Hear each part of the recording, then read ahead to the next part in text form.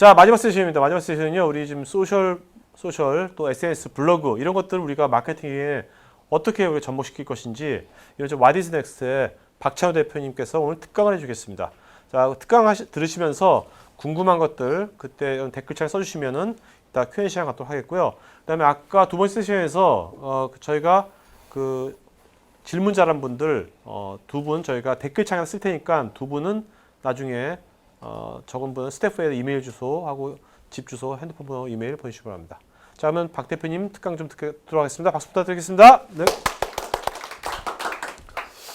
자, What is Next의 박찬호입니다. 오늘 제가 드릴 얘기는 그 짧은 시간 내에 그 소셜 미디어 마케팅과 그 블로그를 그 B2C나 B2B에 활용하는 인사이트에 대해서 말씀 좀 드리도록 하겠습니다. 오늘 얘기를 크게 세 가지를 얘기를 드릴 겁니다. 그 국내에서 그 소셜 미디어 마케팅을 활용한 지가 이제 한 7년, 8년 정도 되는 것 같은데요. 실제적으로 작년 말부터 그 업계에서 들리는 얘기는 소셜 미디어 마케팅이 그렇게 효과가 없다라는 얘기가 공공연하게 들리고 있습니다. 그 부분에 대한 얘기를 조금 드리고 그 다음 장으로 그러면 소셜 앱에서 이해해야 될 그 우리 특성 세 가지를 한번 얘기해 보고요. 그리고 마지막에 우리 블로그에서 잠깐 또 특별하게 얘기를 나눠보도록 하겠습니다. 첫 번째는 뭐 이건 제 개인적인 생각입니다만 그 국내 기업들이 소셜 미디어를 홍보 마케팅에 쓰는데 첫 번째 단추를 잘못 꼈다라고 생각해서 그 잘못 낀 점을 한번 무엇을 잘못 꼈는지 한번 얘기해 보도록 하겠습니다. 제가 이렇게 얘기 드리기 전에 오해가 있으실까 봐 미리 말씀드리는데 저 What is Next가 하는 일은 그 국내 기업들의 소셜 미디어 마케팅을 운영 컨설팅 쪽을 하고 있습니다. 그래서 제가 오늘 드린 얘기는 필드에서 직접 경험했던 얘기들을 가지고 정리해 보았습니다. 크게 한번 살펴보죠. 얘기를 들어가기 전에. 소셜 미디어를 통해서 기업들이 고객과 커뮤니케이션 한 부분들이 진화된 부분을 정리해 보면 여기 이 표에 연도는 그렇게 중요하지 않습니다만 2000년 즈음쯤에 프레스 리서치에서 얘기했던 그라운드웰 현상이 일어납니다. 이 그라운드웰 현상이 어떤 얘기냐면 예를 들어서 이 프리젠터에 대한 정보를 고객이 알고 싶으면 그 이전에 그라운드웰 이전의 고객들은 그 크게 두 가지 경로로 이 프리젠터에 대한 예를 들어 이 프리젠터에 대한 제품 정보를 얻을 수가 있습니다. 첫 번째 뭐냐? 이 프리젠터를 만드는 기업의 웹사이트에 등록되어 있는 제품 정보.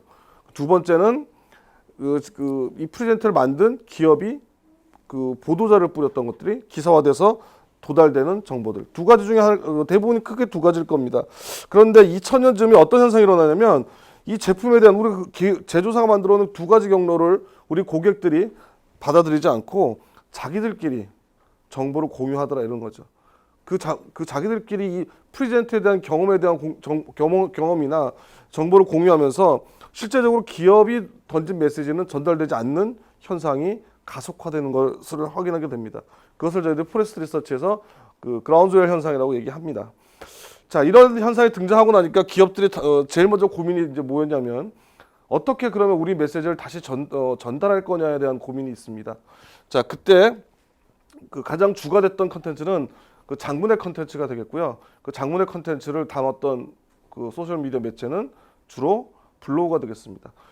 그래서 이 이후에 기업들이 메시지를 다시 전달하게 되는 방법을 알게 되고 이후에 조금 욕심이 생기겠죠. 그래서 어떻게 확산시킬 거냐에 대한 고민으로 그 고민이 자연스럽게 넘어갑니다. 넘어가면서 이때 등장하게 된 매체는 그 단문을 담을 수 있는 SNS가 되겠습니다. 지금이 아마 요 즈음인 것 같은데요. 이 다음 그러니까 어떻게 확산시킬 것인가를 넘어서서 이제는 어떻게 공감시키고 그리고 그동안 우리가 그 만들어냈던 소셜 채널 또는 온라인 채널, 오프라인 채널 다 모든 걸 통합해서 연계시킬 것인가에 대한 고민이 있습니다. 그리고 지금 주가 되는 컨텐츠는 누가 뭐라고 해도 시각적인 컨텐츠, 비주얼 앤 큐레이션 컨텐츠의 시대가 되겠습니다. 자, 여기까지가 이제 한 장으로 정리할 수 있는데요. 자, 여기서부터 이제 국내 기업의 실수가 보입니다. 지금 국내 기업들이 소셜 미디어를 활용하면서 가장 크게 실수했던 게 뭐냐면 예를 들면 쉽게 얘기해서 이렇게 설명할 수 있겠네요. 처음에 소셜 미디어라는 놈이 등장하니까 모든 기업들이 블로그를 열기 시작합니다. 마치 예전에 웹사이트를 열듯이요. 그래서 블로그를 열다가 운영을 해보니까 생각보다 쉽지 않거든요. 그러면 다른 주위를 둘러봤더니 트위터라는 놈이 등장합니다. 그래서 또 기업들이 우르르 가서 트위터를 개설합니다. 트위터를 또 개설했다가 생각보다 이것도 쉽지 않습니다. 그래서 또 주위를 들어보니까 페이스북이라는 놈이 등장하죠. 그래서 페이스북에 우르르 몰려가 있는 상태고 지금 대부분 고민이 페이스북 다음은 무엇인가일 겁니다. 이게 국내 기업들이 8년 동안 국내에서 소셜미디어 마케팅을 하면서 했던 가장 큰 실수, 그리고 가장 첫 번째 실수가 되겠습니다. 뭐냐면 정리하면 소셜미디어 마케팅을 매체 의존도가 너무 높았다라고 생각하시면 될 것 같습니다. 쉽게 얘기해서 블로그 잘 운영해서 방문자가 2,000명 나왔다 오늘, 그럼 굉장히 성공했다라는 얘기로 착각하신다는 얘기죠. 그게 소셜미디어 마케팅이라고 생각하는 것부터가 시작이 잘못됐다고 보시죠. 그도 그럴 것이 저도 여기서 그 책임이 없다라고 말씀드리기엔 참 애매한 상황입니다. 소셜미디어가 처음에 등장했을 때 대부분의 전문가들이 소셜미디어가 마치 새로운 세상인 것처럼 이렇게 얘기도 될지 모르겠지만 떠들어댔습니다. 떠들어서 마치 소셜미디어가 새로운 것이고 새로운 문명을 받아들이시 그 정보를 받아들인다고 해서 그래서 현혹돼서 기술 쪽에 많이 중심된 게 사실이기도 합니다. 그러나 소셜미디어는요, 책에서 저자가 얘기하듯이 우리가 살아가면서 새로운 사람을 만나고 그 관계를 만들어내고 그 관계를 유지하기 위해서 하는 모든 행동이 온라인으로 온 그런 걸 그러면서 그 시간적 공간적 제약이 없어지고 또 다른 시너지가 나타나게 되는 것을 말씀드릴 수 있겠습니다. 소셜미디어는 새로운 것이 아니라 우리가 살아가면서 지내고 있던 모든 것들이 온라인으로 온 것이라고 보면 되겠습니다. 자, 여기서 얘기를 좀 더 깊게 들어가 보자면 제가 이거는 요즘 어떤 강의를 할 때마다 꼭 던지는 질문입니다. 또는 실무자를 만날 때마다 던지는 질문이 뭐냐? 소셜미디어가 무엇이냐라는 질문을 던집니다. 대부분 소셜미디어 마케터들이 모여있는 자리, 그리고 소셜미디어를 배우겠다는 사람들의 자리에 가서 제일 먼저 던지는 질문이 소셜미디어가 뭐냐라는 거죠. 답을 아시겠나요? 여러분들 답을 모르시면 어떡하죠? 검색 엔진에서 검색하시겠죠. 그래서 제가 여러분들 대신 검색 엔진에서 검색을 해봤습니다. 소셜미디어는 트위터, 페이스북과 같은 소셜 네트워킹 서비스에 가입한 이용자들이 서로 정보와 의견을 공유하면서 대인관계망을 넓힐 수 있는 플랫폼을 가리킨다. 동의하시나요? 이게 우리 국내 포탈 어디라고 말씀을 오프라인에서는 드리지만 온라인에서는 드릴 수 없어서 있는 무슨 백과에 등장하는 해법입니다. 전 깜짝 놀랐어요. 이거는 소셜 미디어가 아니라 정확하게 얘기하면 SNS를 얘기하고 있는 설명입니다. 실제로 그도 그럴 것이 제가 오프라인에서 클라이언트를 만나면서 가장 많이 이제 꼬집는 부분이 뭐냐면 소셜 미디어와 SNS를 많이 혼용해서 쓰세요. 같은 의미가 아닙니다. 소셜 미디어가 또 광의 의미고 SNS가 그 한 부분일 때 자꾸 이제 클라이언트 얘기를 나누다 보면 한참 얘기하다 보면 그 SNS가 아니라 소셜 미디어를 얘기하고 있는 부분들을 많이 확인할 수 있습니다. 좀 다른 걸 찾아봤습니다. 그래서 찾아봤더니 소셜 미디어는 웹 2.0 기술에 기반한 사람과 사람의 관계를 지향하는 서비스를 총칭한다. 조금 나아졌네요. 근데 조금 어려우시죠? 그래서 제가 더 찾아봤더니 지금부터 한 7년 전, 8년 전에 소셜미디어가 국내에 처음 들어왔을 때 정의됐던 얘기. 웹 2.0의 기본 정신이 투여되고 이 정신을 따르는 미디어를 총칭해서 우리는 소셜미디어를 한다. 이런 얘기입니다. 그럼 다시 또 궁금해집니다. 웹 2.0의 기본 정신이 뭐죠? 웹 2.0의 기본 정신이 모르고 소셜미디어를 한다?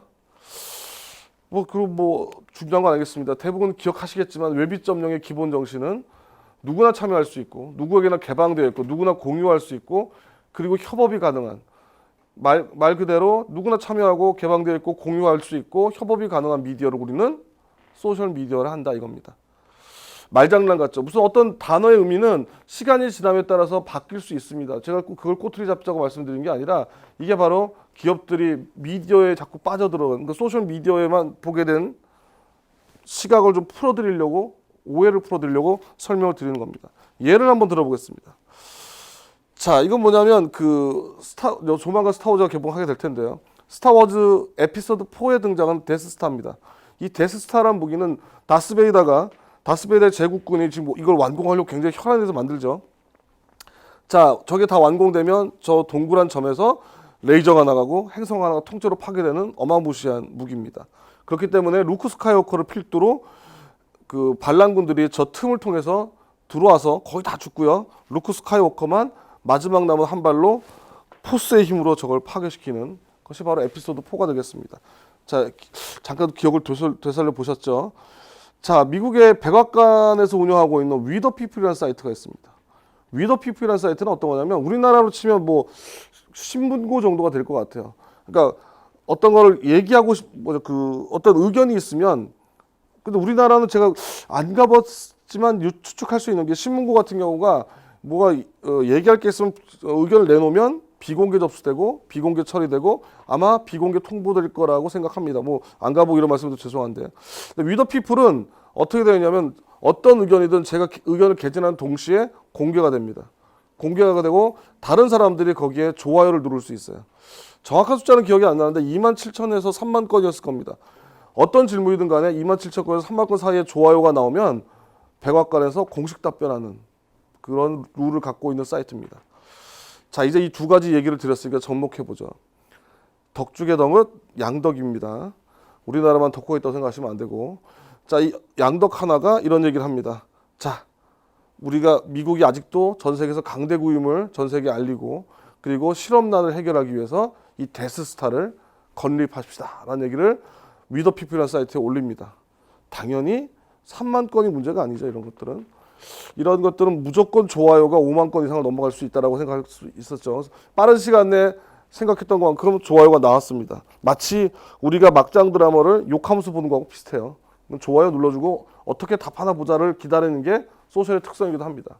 실제 5만 건인가요? 넘어가가지고 누가 나왔냐면 미 우주항공국의 그 책임자가 나왔습니다. 나사의 책임자가 나와서 기자회견을 합니다. 뭐라고 얘기하냐면, 이걸 또 계산해봤어요. 이거 만드는데 85경 달러가 들어가는데 우리 돈 없다. 두 번째, 미 행정부는 어떠한 행성도 파괴할 계획이 없다. 세 번째는 아까 말씀드렸죠. 엑스윙 1인승 전투기에서도 파괴될 수 있는 데스스타를 만드는데 혈세를 낭비할 수 없다라고 하면서 마지막에 그 담당자가 뭐라고 얘기를 하냐면, 그래도 포스는 미국과 함께하리라 라는 얘기를 하면서 기자회견을 마칩니다. 그 기자회견이 끝남과 동시에 이 모든 스토리는 전 세계에 퍼져나갑니다. 어떠신가요? 이거는 아까 처음에 말씀드렸던 그 포탈의 기준으로 보면 트위터도 아니고 페이스북도 아닙니다. 그럼 이건 소셜이 아닌가요? 우리 기준으로 보면 이건 소셜이 아니고 잘 만든 웹사이트 정도 되겠네요. 그런데요, 제가 마지막에 말씀드렸던 기준을 보게 되면 누구나 참여할 수 있고 누구에게나 개방되어 있고 공유되어 있고 협업이 가능한 가장 소셜스러운 모델일 수 있습니다. 왜 이걸 보여드리냐면, 우리는 그동안 블로그, 트위터, 페이스북 운영만 하는데 어떻게 보면 미쳐 있었어요. 혈안이 됐었는데, 사실 우리가 궁극적으로 그걸 통해서 만들어내야 될 부분은 이러한 대화가 이루어져야 된다는 거죠. 다시 한번 그 근원을 보시라는 얘기입니다. 그렇다면 기업들 사례를 한번 보여드릴게요. 기업들 블로그로 소통한다고 많이 얘기하시는데, 얘를 한번 제가 두 가지 샘플을 한번 제가 캡처해봤습니다. 첫 번째, 야 해운대에서 놀지 않거나 여름바다에서 잘 노는 법 먹고라는 공식 블로그에서 캡처한 컨텐츠입니다. 이게 만약에 그 어떤 기업의 특징을 나타낸다면, 해운대니까 아무래도 뭐 부산 근처에 어디 기업 정도, 뭐 파라다이스 호텔 정도 되지 않을까 싶은데, 불행히도 이 컨텐츠는 제가 보험회사에서 캡처받은 컨텐츠입니다. 그 옆에 있는 컨텐츠는 거대한 지식과 지혜의 숲으로 해서 판교 쪽인가 어디 파주 쪽인가 새로운 멋진 도서관이 생겨가지고 거길 취재를 갔다 온 컨텐츠입니다. 자, 근데 이거는 어디서 만들었냐? 건강식품 회사의 블로그에서 캡처를 받았습니다. 이게 뭐죠? 우리가 블로그로 고객과 소통하고 있고 대화를 하고 있다는데 너무 맛집, 멋집, 문화 정보를 만드는데 시간과 자원을 낭비하고 있다는 겁니다. 대부분 그런 것 같아요. 이게 뭐 특히 제가 좀 두 군데만 집어서라고 얘기했으면 모르겠지만, 대부분 기업 블로그를 지금 찾아가 보십시오. 찾아가 보시면 이런 컨텐츠를 수도 없이 찾을 수 있습니다. 이유는 알고 있어요. 왜냐하면 블로그를 개설하고 방문자 숫자를 유지하거나 높여야 되기 때문에 그렇습니다. 그런데 다시 한번 생각해 보시면, 블로그를 가지고 무엇을 원래 하려고 했는지 생각해 보시면 이게 얼마나 낭비인가를 알게 될 수 있고요. 또 하나 사례를 한번 들어보죠. 링의 사다코를 기억하시나요? 링의 사다코는 그 우물에서 텔레비에서 기어 나왔던 그 귀신이죠. 자, 사다코 3D라는 영화가 등장했을 때 그 나중에 그 블루레이로 출시되면서 그 일본에서 이벤트를 했었어요. 처음에는 저 블루레이 CD만 주는 걸로 예약 구매를 받고요. 실제 배송할 때는 두 가지를 더 줬습니다. 하단에 보시는 박스 하나와 저 옆에 보이는 책자 하나를 더 줬는데, 박스는 뭐냐면 정말 가발이 들어 있었어요. 그래서 블루레이 3개만 올 줄 알고 있었던 고객이 박스를 열면서 깜짝 놀라겠죠? 이걸 보면 가발을 보고. 그런데 이 이벤트를 생각해 보면 그 사다코가 갖고 있는 그 아이덴티티는 공포, 두려움, 뭐 무서움, 뭐 이런 거니까 이 이벤트는 일관된 그 체험을 할 수 있게 해서 어떻게 보면 참 좋은 뭐 훌륭한 이벤트라고 얘기할 수도 있겠습니다만 문제는 저 뒤에 있는 책자입니다. 저 책자는 뭐냐? 사다코의 하루라는 화보입니다. 그래서 첫 번째 사진이 일광욕 즐기는 사다코 뭐 이래가지고 그 화보집을 하나 넣어줬어요. 정말 색깔도 틀리지만 누구나 쉽게 생각해도 이거는 사다코가 갖고 있는 원래 그 무서움과 두려움은 좀 아닌 것 같은데라는 느낌을 받으실 수 있을 겁니다. 물론 해명을 해드리겠습니다만. 자, 그런데 누구나 이걸 보면 아 저건 좀 아닌 것 같은데라는 생각이 들 거예요. 제가 요즘 소셜의 기업들이 하고 있는 걸 보시면 꼭 이런 생각이 들어요. 대부분 기업이 오프라인에서 어떤 업을 하고 있는지 어떤 비즈니스를 하고 있는지 상관없이 소셜만 오면 웃기시려고 해요. 마치 개그맨처럼. 우리는 드립을 치고 웃겨야 사람들의 관심을 받는다는 착각을 갖고 있죠. 제가 지금 이게 어색하다는 것처럼 그거 소셜에 오시면 굉장히 어색합니다. 오해를 못 풀어드릴 건 뭐냐면 사다코는 우리나라에서 아직 무서운 거죠. 일본에서는 지금 아주 굉장히 친근한 캐릭터에서 전 책자가 나올 수 있었다는 걸 미리 말씀드립니다. 강의 때문에 설명을 좀 드렸던 거였고. 자, 그 오해의 시작은 누구냐? 하면 저는 민속촌을 꼽을 수 있다고 생각합니다. 민속촌의 속촌아 씨가 SNS에서 그렇게 드립을 잘 쳐서 민속촌 자체가 떴다라고 많이 소문이 났는데 그것만 보시면 안 됩니다. 민속촌은요, 자기 고객을 분석해 봤더니 크게 두 가지 고객이라는 거죠. 외국인 또는 사극직으로 온 사람들. 그래서 자기들 깊은 반성을 해서 우리는 전체를 다 뒤집어 엎고 바뀌어야 된다라는 것들을 SNS를 통해서 알린 것 뿐입니다. SNS가 거둔 것 뿐이죠. 본질 자체가 변화를 했다는 얘기입니다. 그런데 이걸 보고 착각하시면서 야 쟤네들처럼 좀 재밌게 드립을 좀 쳐봐. 우리 기업 좀 알려. 라는 굉장히 무슨 강박관념이 있으신 것 같아요. 자, 그래서 저는 부산경찰을 굉장히 좀 아슬아슬하게 보고 있습니다. 부산경찰이 소셜에서 지금 잘하고 있다는 얘기 저도 인정하고 뭐 동의합니다만 그런데 저는 아직 아슬아슬하게 보는 이유가 예를 들면 이런 겁니다. 지금 그 부산경찰에서 인스타그램을 개설했을 때 그 페이스북에 나왔던 메시지입니다. 너 아직도 페북만 하니? 세컨 디귿 어때? 라는 글을 내보냈어요. 공공기관에서요. 오냐오냐 하면 자꾸 넘어갈 수 있는 게 바로 소셜의 또 문제점입니다. 이때 댓글은 그동안 뭐 그렇게 뭐 나쁘게 나오지는 않았지만 뭐라 그러냐면 이랬죠. 부산경찰이 간통죄가 폐지된 걸 이렇게 알려주시는군요. 라는 식의 댓글이 많이 달렸습니다. 선을 넘을 수 없다는 것도 생각하셔야 될 겁니다. 항상 우리가 갖고 있는 아이덴티티를 넘어서는 것들은 소셜에서 오히려 더 위기를 만들어낼 수 있다는 겁니다. 특히 공공기관이나 좀 뭐랄까 좀 올드한 기업들에서 이런 것들이 많이 일어나는데요. 제가 공공기관 쪽에 지금 이게 작년도 수상작입니다. 그 전기안전공사에서 했던 소셜 미디어 협회의 시상식에서 수상작에 대한 평가를 제가 그대로 캡처했는데요. 저 페이스북에 저 이미지 하나를 가지고 뭐라고 평가했냐면 10월 14일 와인데이에 페이스북에 게시된 사진, 한국전기안전공사 공식 캐릭터인 미리가 와인데이를 맞아 재치 있는 문장과 함께 사진을 게시하고 고객들과의 친근한 소통을 할 수 있었다라고 얘기합니다. 공공기관은 굉장히 너무 이상한 특징이 하나 있어요. 캐릭터를 너무 사랑하세요. 소셜에 제가 한번 제안을 드렸었는데 그 공공기관의 모든 캐릭터들이 운동장에 모여서 한번 체육대회를 하자.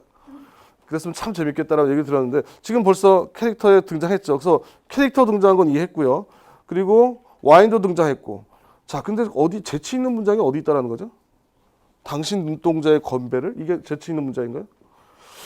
자, 그리고 저는 또 너무 놀라운 게 이게 시상을 받았는데 와인데이라는 거를 전 이 컨텐츠 때문에 알게 됐어요. 와인데이가 있었다는 것도 몰랐고. 자, 궁극적으로 그 와인데이와 전기안전공사가 무슨 상관이 있습니까? 냉정하게 얘기해서. 자, 이거 다 공짜로 포스트를 만드는 게 아니거든요. 다 비용 들어서 나가는 건데 어디에 메시지가 있고 제가 이걸 보고 난 다음에 나중에 아 그래 와인데이의 전기안전공사의 그 메시지를 받고 났으니까 난 나중에 전기안전공사 더 친해진 것 같아라는 느낌을 받으세요? 이게 어떻게 소통이라는 거죠? 자꾸 이런 착각에 빠져 있다는 겁니다. 저는 그 기업들이 그 소셜 미디어 마케팅을 시작하면서 그 목표를 소통으로 잡는 거에서 굉장히 좀 불만을 많이 갖고 있는 사람입니다. 굉장히 구체적으로 얘기하지 않으면 목표를 달성할 수가 없습니다. 자, 이어집니다. 그래서 궁극적으로 아까 처음에 얘기했던 것처럼 연말되면서 얘기 나오는 게 소셜미디어 마케팅 이제 효과 없냐라고 얘기하는데 그런 말씀하시면 제가 역으로 다시 되묻습니다.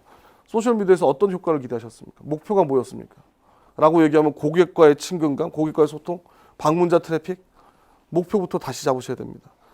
목표가 제대로 잡혀 있지 않은데 효과가 있다 없다를 판단한다는 건 말이 안 되는 거고, 이건 한 사례입니다. 어도브에서는요, 어도브 오셨는데 제가 그 자료를 보니까 그 각 소셜의 그 캠페인의 목적을 구체화시키고 그 목적별 KPI를 다 별도로 그 잡혀 있어서 그 KPI에 따라 이 캠페인은 무슨 소셜의 목적이다가 나오면 KPI가 다 바뀝니다.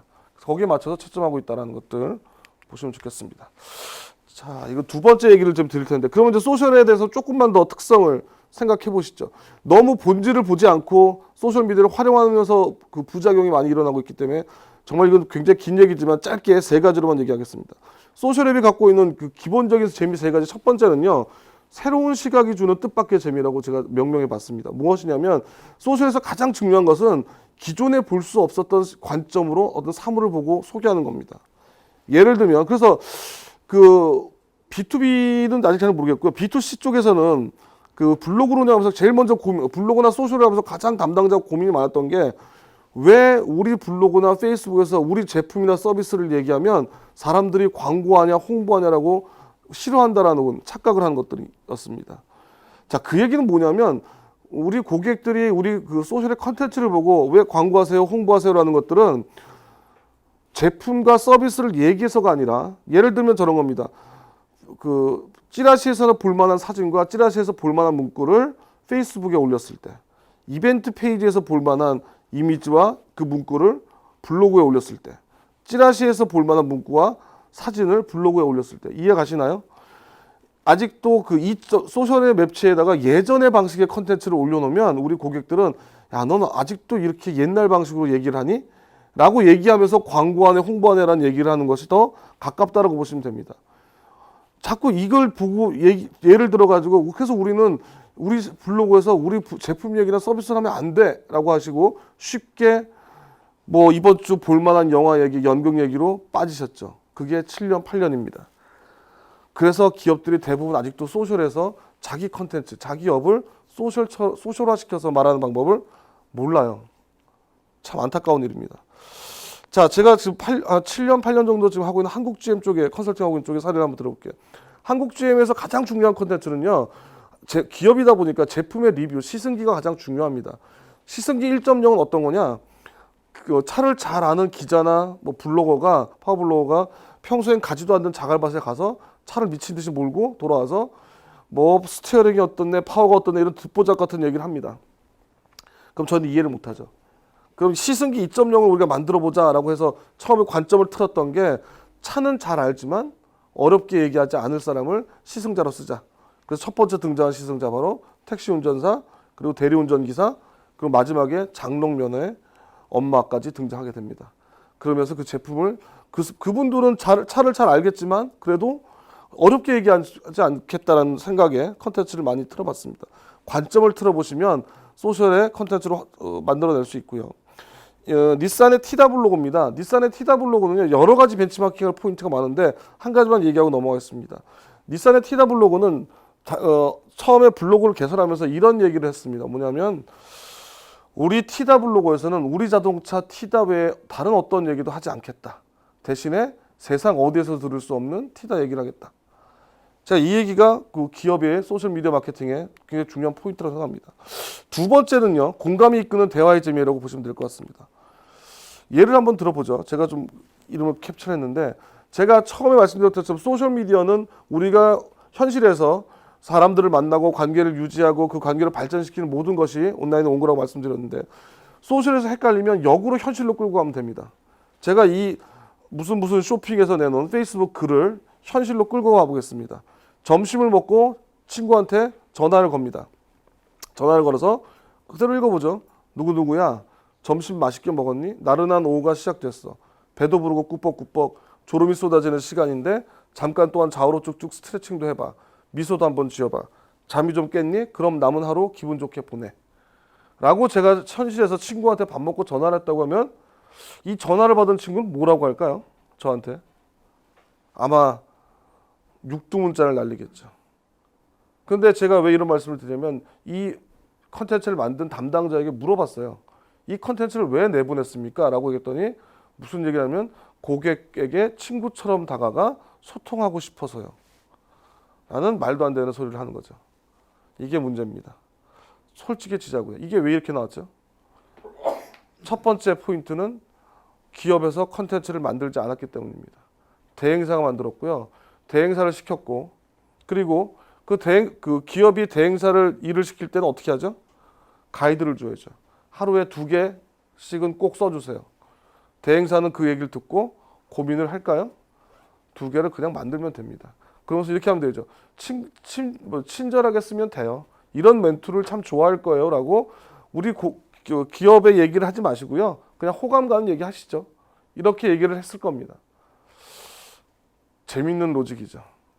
저는 이걸 보고 그래서 제가 그 설명을 드렸어요. 이거 친구한테 전한 것처럼 얘기하자고 하면 좋아하겠냐. 그 사람도 싫어한다고 얘기해요. 그런데도 이걸 비용을 들여서 만들어내고 있다는 거죠. 이것은 소셜에서 원하는 대화가 아닙니다. 소셜에서 가장 중요한 거는 1대1의 대화를 집중하는 것이 중요합니다. 다들 기업들이 1대 다의 대화에 너무 익숙해져서 1대1의 대화를 만들어내는데 굉장히 좀 어떤 미숙한 부분이 좀 있습니다. 사례를 한번 들어볼게요. 그 삼성 캐나다에서 있었던 얘기인데요. 저기 보이시는 그 잉여스러운 친구가 트윗을 하나 날립니다. 삼성한테. 나는 삼성 LCD TV도 갖고 있고 갤럭시 S도 갖고 있고 노트북도 갖고 있어. 근데 너네들 요번에 나온 S3 참 좋더라. 그럼 나 주면 안 돼? 그림 그려줄게. 그래서 밑에 이렇게 그림을 그려줍니다. 그때 삼성 캐나다에서 어떻게 했냐면 야 너는 TV도 갖고 있고 갤럭시 S도 갖고 있고 랩탑도 갖고 있으면 참 우리 고객이 맞긴 한데 고마워. 그런데 그렇다고 그걸 주면 우린 장사 어떻게 해? 미안해 못 주겠어. 그래서 우리도 그림 그려줄게. 그래서 비슷한 그림을 그려줘요. 그랬더니 처음에 질문 던진 친구가 이제 동네방네 떠들기 시작합니다. 야 내가 이렇게 글을 올렸더니 삼성이 이렇게 답을 했어. 너무 웃기지 않아? 라고 동네방네 홍보를 하고 나니까 삼성이 또 뭐라고 그러죠? 너 지금 뭐 하고 있는 거야? 우리 홍보하고 있는 거야? 그럼 줘야지. 세상에서 하나밖에 없는 갤럭시 S3를. 그래서 처음에 그렸던 그림이 담겨있는 S3 핸드폰을 줍니다. 캐나다에서 진행된 캠페인인데 우리나라까지 굉장히 크게 소문이 들어왔습니다. 전 세계로 좀 많이 알려졌던 사례이기도 한데요. 대부분 그 소셜에서 성지하는데 성지가 만들어지는 그 로직은요. 1대1의 대화를 지켜보고 있던 3자가 퍼나르면서 시작됩니다. 여기 재밌지 않아? 한번 가봐. 이게 자꾸 쌓이다 보면 거기가 곧 성지가 되는 겁니다. 1대1의 대화에 더 집중하십시오. 여담입니다만 이게 자연스러운 캠페인 현상이었을까요? 라는 거는 그냥 퀘스천만 던지고 가겠습니다. 세 번째는 마지막으로 그 3번 소셜앱에서 세 가지 재미 중 마지막 중입니다. 그래서 경험이 이끄는 참여의 재미라고 얘기를 할게요. 자, 아직도 이런 게 있죠. 질문 한번 드려보죠. 제가 오늘 생일이면 선물을 받습니까? 줍니까? 현실에서는. 제가 받아야죠.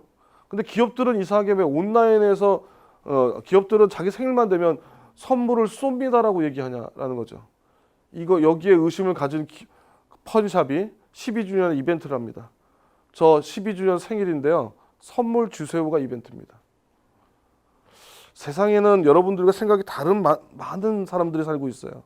이걸 보신 분 중에 저게 이벤트라고 하실 수도 있지만 29명이 실제로 자기가 선물을 고르고 박싱을 해서 보냈습니다. 그랬더니 펀샵이 얼마나 영리하게 했냐면 그 보낸 박스 29명의 선물을 일일이 공개합니다. 누구 마포에 누가 보내주신 이 선물 어떻게 쓰는 건가요?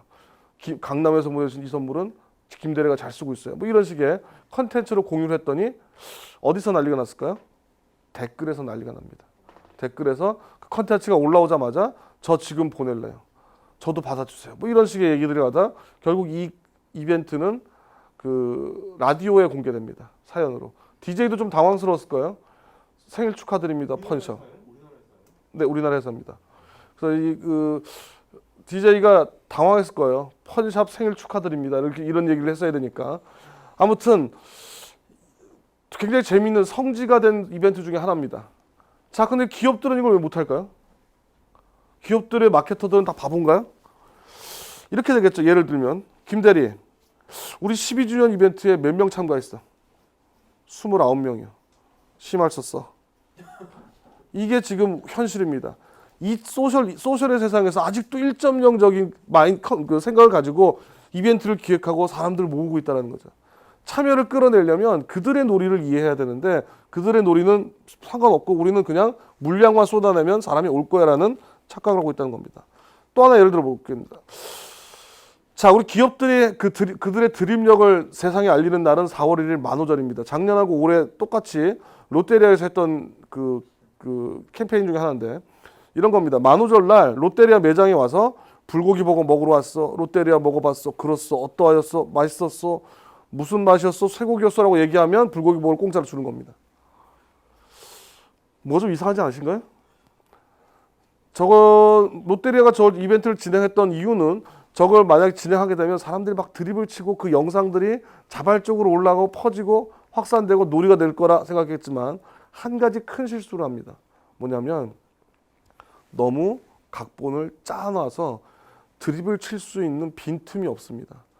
소셜에서 빈틈을 보여주지 않으면 사용자들이 빈틈을 보여줘야 나도 저기 참여해서 뭔가 만들 수 있겠구나라는 생각을 할 수 있는데 이게 바로 기업의 욕심이에요. 여기서 그냥 불고기 버거 먹으러 왔소를 드립 치면서 외쳐주세요라고 캠페인을 끝냈으면 좋았을 텐데 롯데리아에서 먹어봤소라는 얘기가 들어가야 되고 맛있었어 쇠고기였어라는 꼭 이 얘기가 들어가줘야 우리가 뭔가 공짜로 줄 수 있다는 느낌을 갖고 있는 건 조금 아쉽다라는 얘기죠.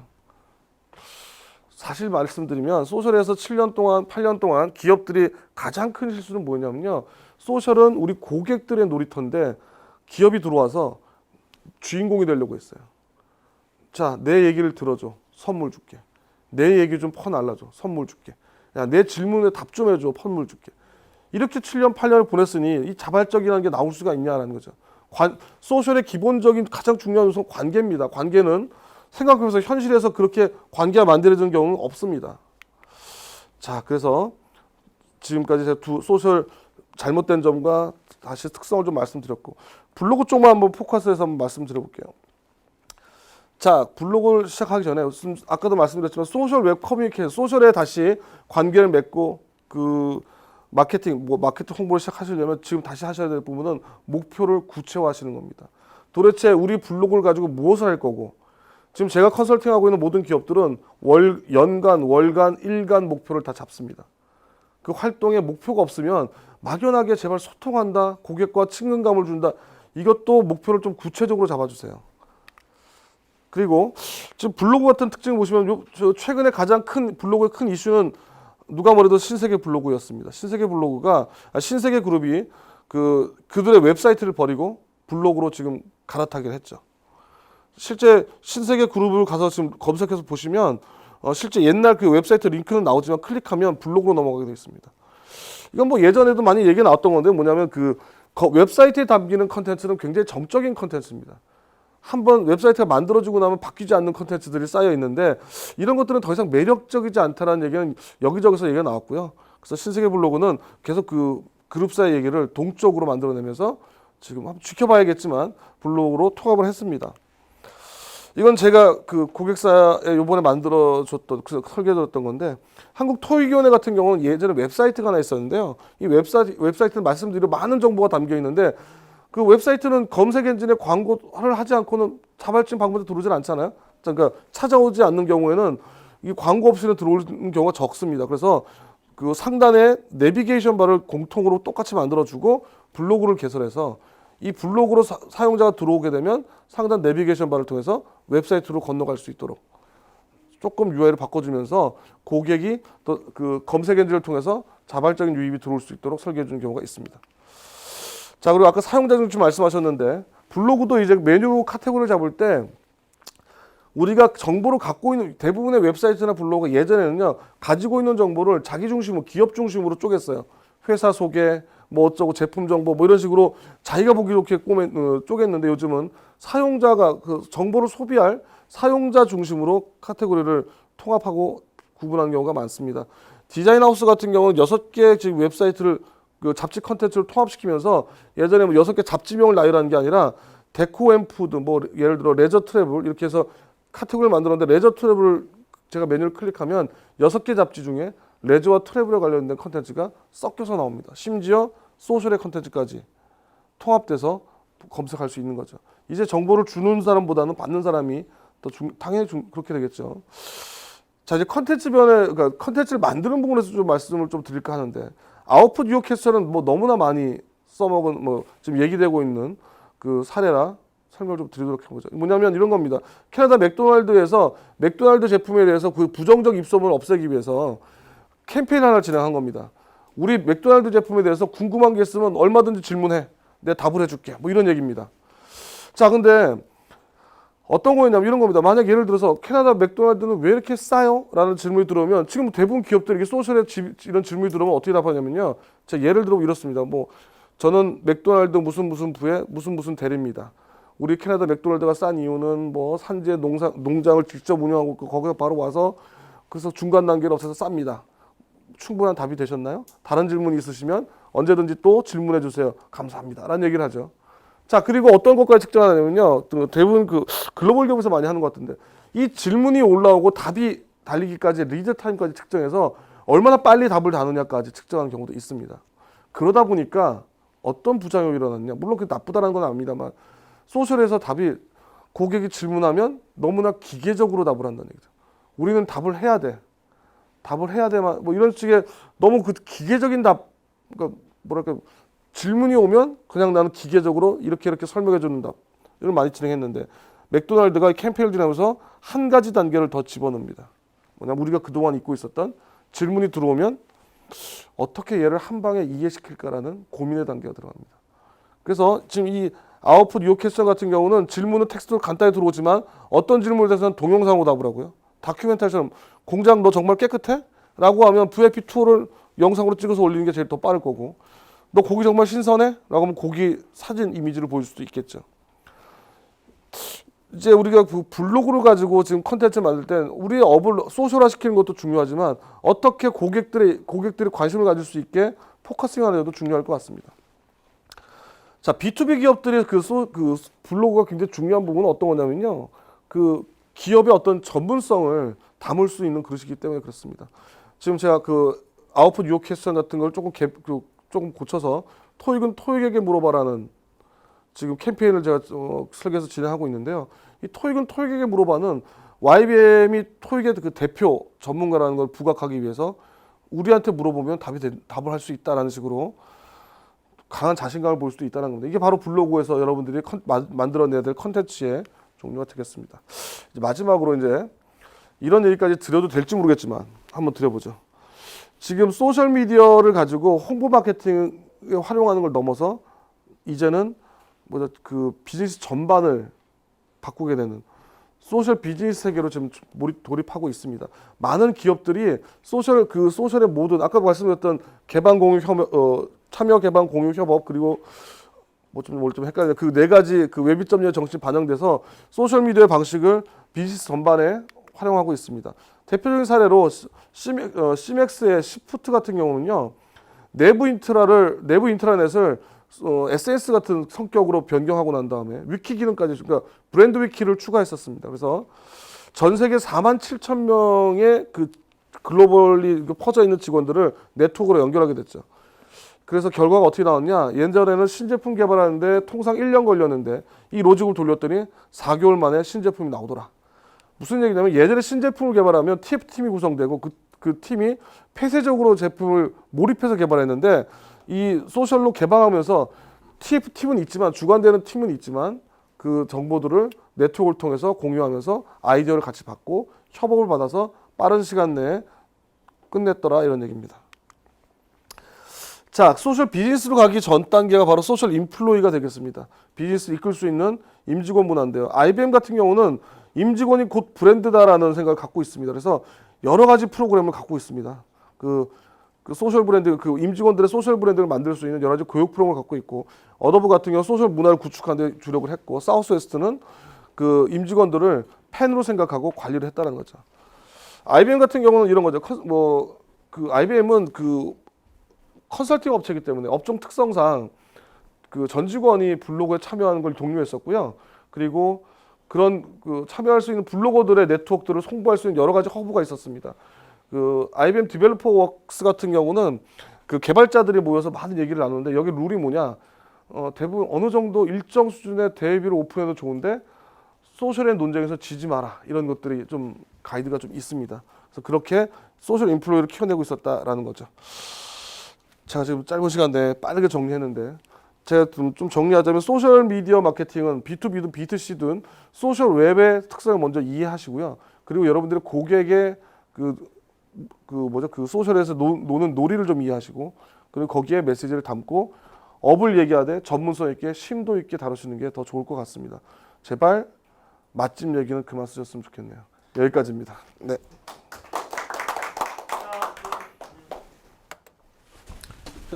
소개해 주시죠. 네. 네. 제가 지금 여쭤보신 거 뭐냐면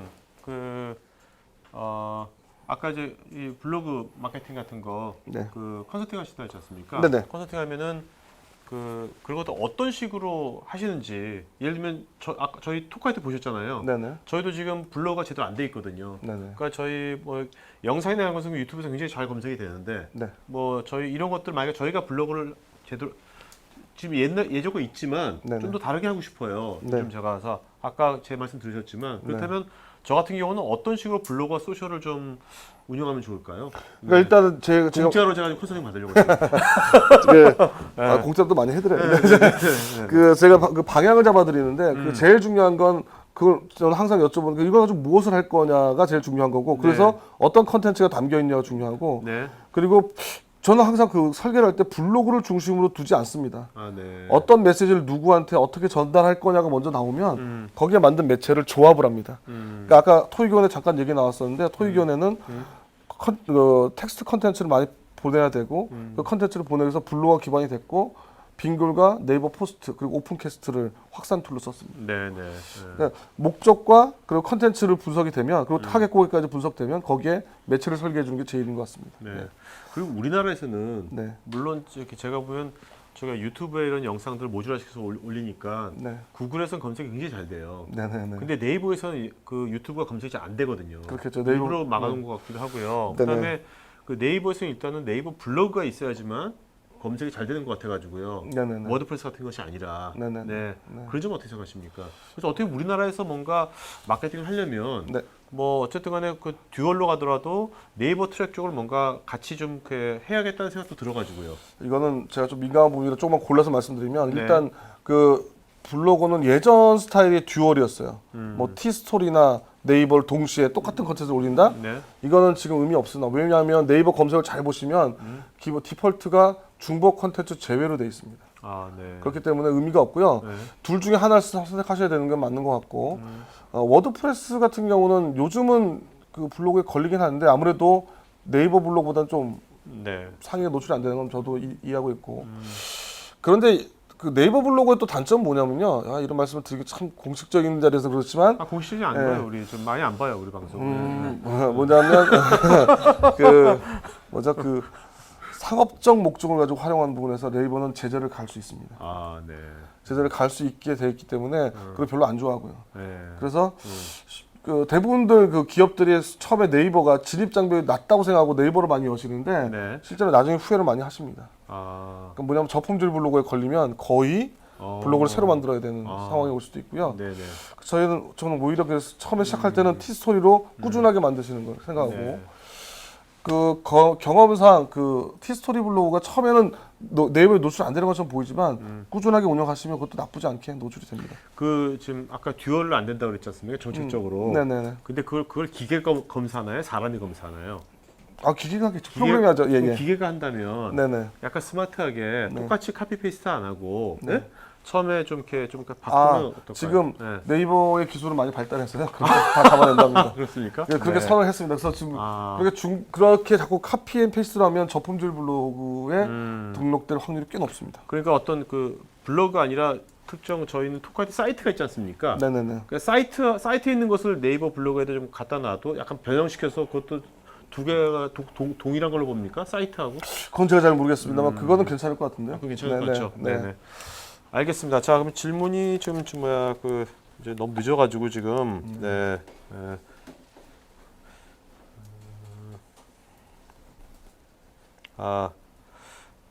윤대섭님께서요. 저는 아들을 키우고 있으며 점점 살이 쪄가는 아빠인데요. 강사님 페이스북에서 본 비만 방지 주사를 저도 맞고 싶습니다. 지금 비만 방지 주사를 맞으셨나요? 아니 저하고 친구분이시나 보네요. 저는 육아 SNS 블로그를 많이 방문하는데요. 그냥 일반 회사원 주부가 자신의 일상을 그림으로 그리고 글로 쓴 것들이 많은 부모들에게 공감대를 주고 위로를 해줍니다.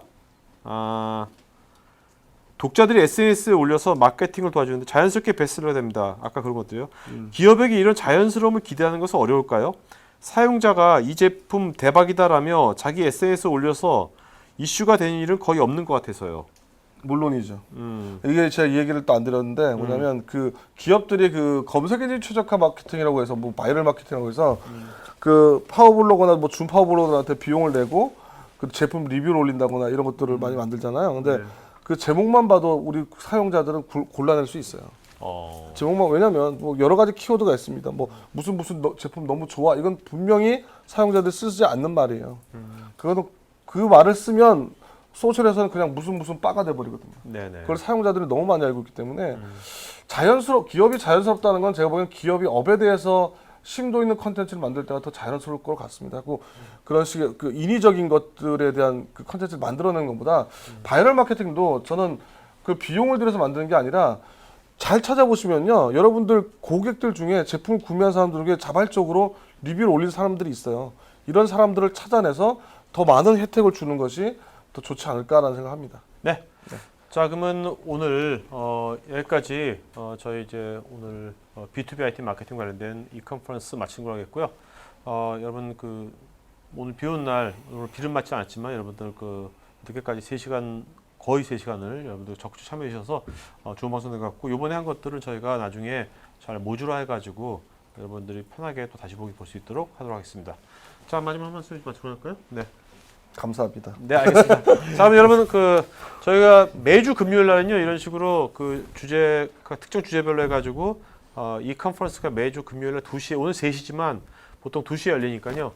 금요일 날 저희 토크아이티에서 한번 매번 보시기 바랍니다. 어떤 것들이 있는지. 자, 그럼 이걸로 마치도록 하겠습니다. 고맙습니다. 네.